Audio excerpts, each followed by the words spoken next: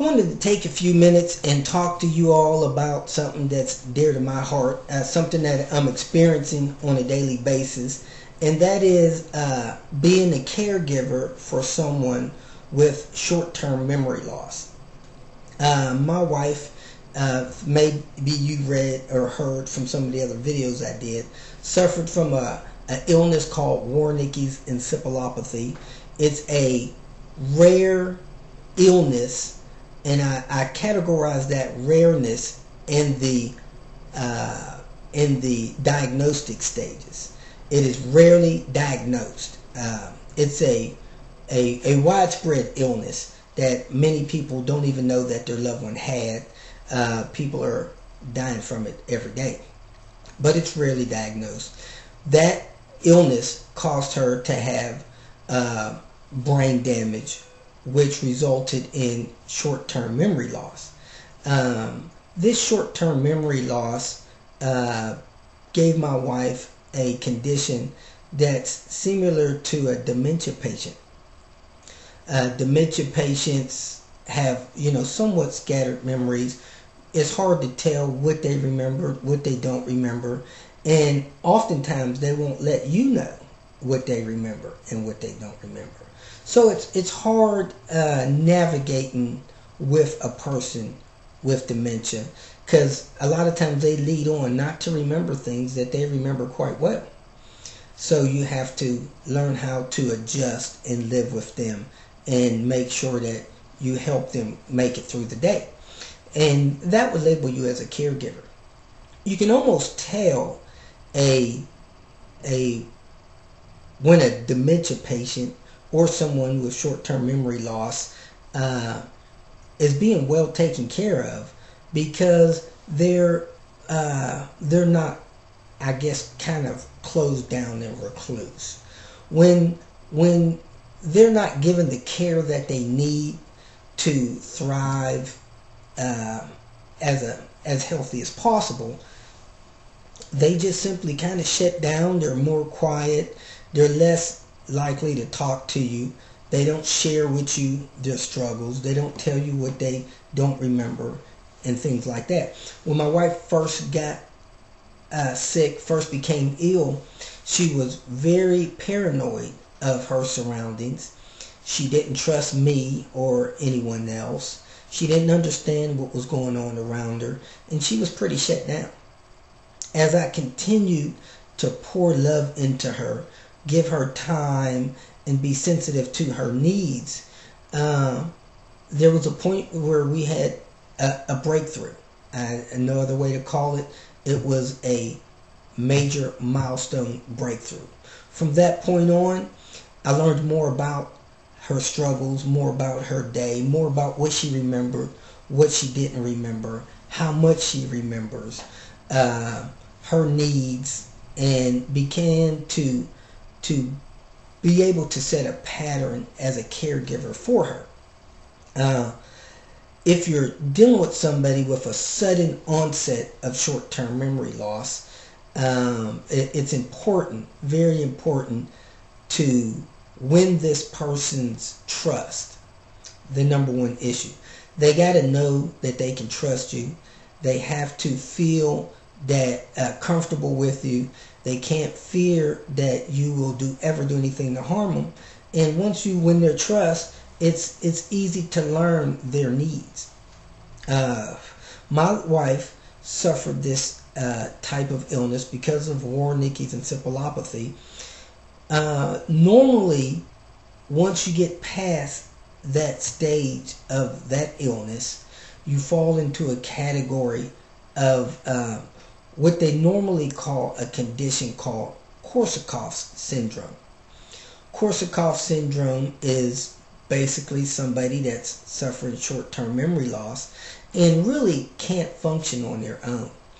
Most Korsakoff syndrome patients have a memory span of about 5 minutes. This illness is very deceptive, very hard to deal with, because these people are smart as they've ever been. They're very intellectual. They just no longer have the ability to learn new things or remember things beyond 5 or 10 minutes. If you're a caregiver, you have to be cautious and acknowledge the fact that you're just dealing with someone that has an illness that is probably incurable and often misunderstood, and you got to have a lot of patience. You can't be short-tempered with these people or they will not trust you. The tricky thing about it is most of these patients, however they became a person that can no longer remember things short-term, there is probably a degree of the brain damage or what have you that is done, and it's hard to evaluate the level of damage or the intensity of their illness until you've won their trust, until you've made that breakthrough as to them feeling safe around you and with you. So with me, it took intense daily care, therapy, have it, 6 months. I have actually heard of people that was a caregiver for someone. It took them 15 years to break through with their patient. And I honest to goodness think that it's primarily a combination of loving that person, caring for that person, and having that person trust you without putting any challenges or things like that on that person. My wife, for instance, if I ask her to do the dishes, which she is totally capable of doing, as an adult, she'll do them on her time frame when she feels like it.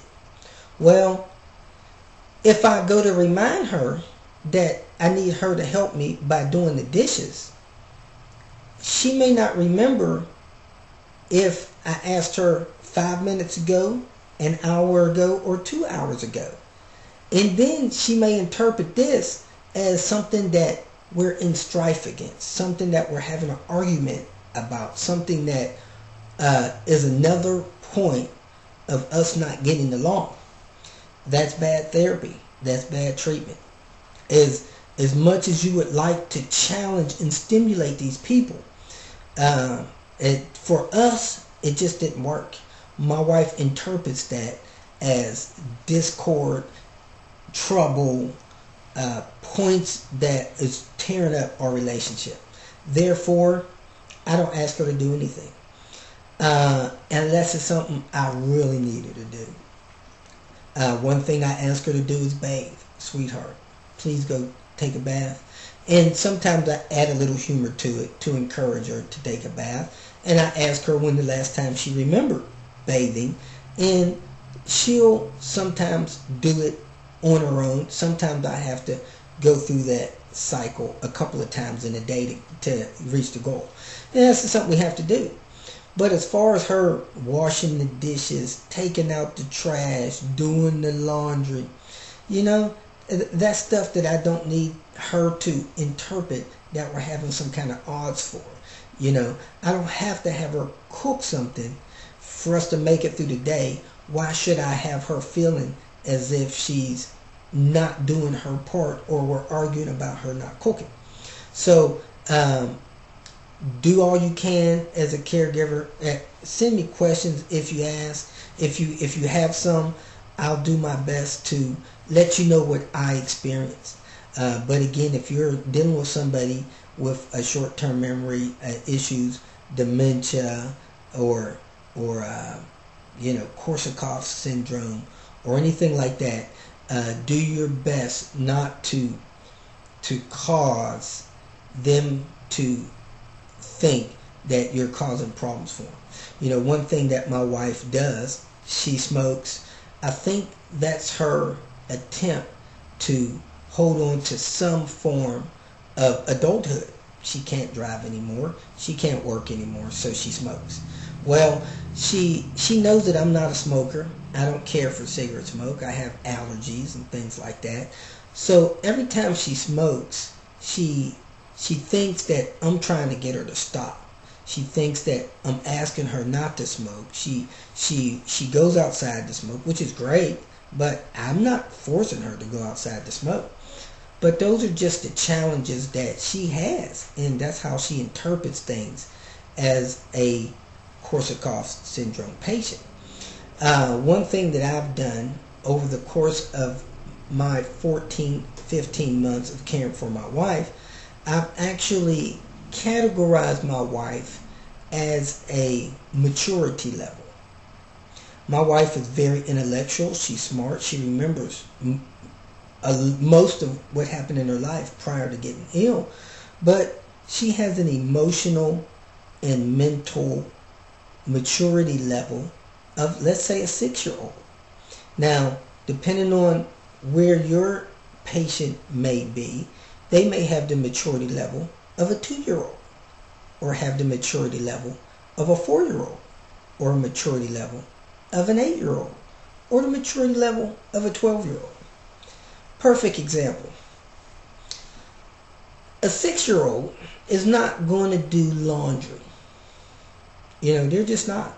You can ask them to bring things and bring them to the laundry basket or to the area that you do laundry in, but they're not going to do laundry. A 6-year-old is not going to be able to make good decisions on what's for supper, what's for lunch. They can tell you what they want, but they're not going to prepare a balanced meal. A 6-year-old is normally not going to wash the dishes.